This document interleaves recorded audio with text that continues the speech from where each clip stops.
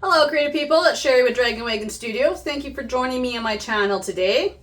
In this tutorial I will be doing a vase pour in resin with mica powder.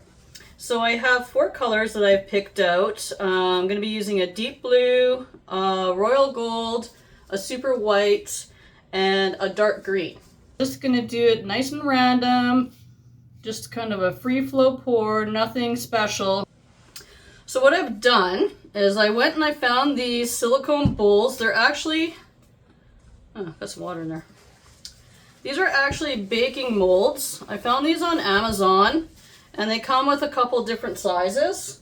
This was the biggest one and I'm not interested in buying a 14-inch circular mold for $50. Like, sorry, that's not happening. So I found these relatively cheap and I got a couple out of it, so that's a good deal. I'm always hunting for the good deals.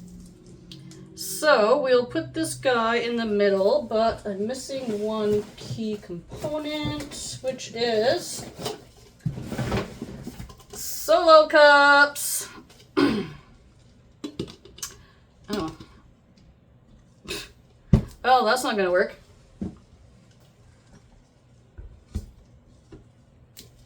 Silicone cups. All right. That's not gonna stay straight, is it? They're not quite circular, but okay, that should work.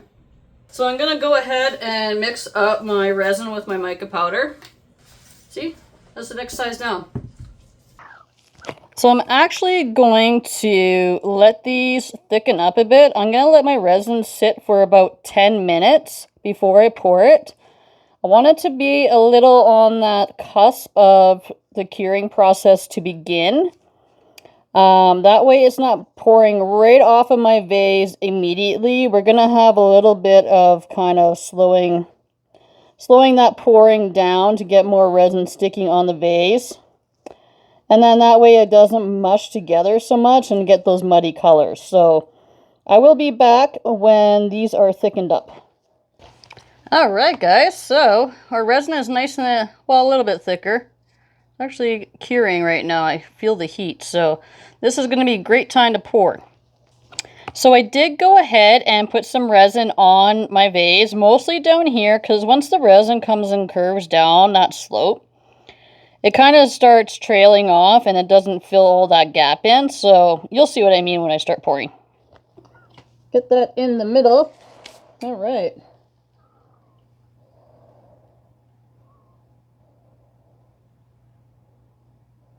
Hope I made enough.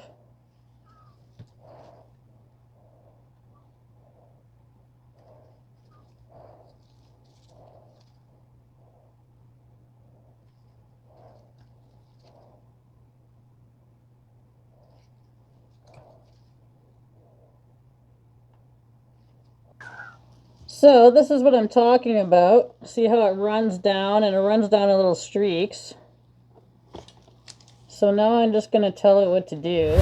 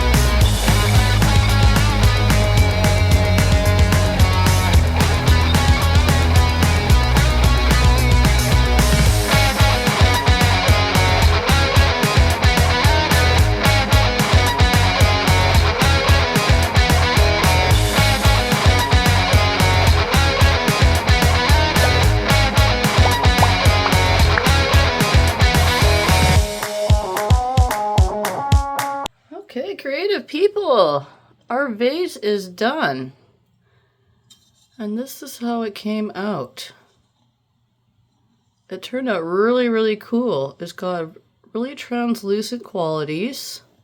All the colors really merge together real nice. So look at how all that gold came out.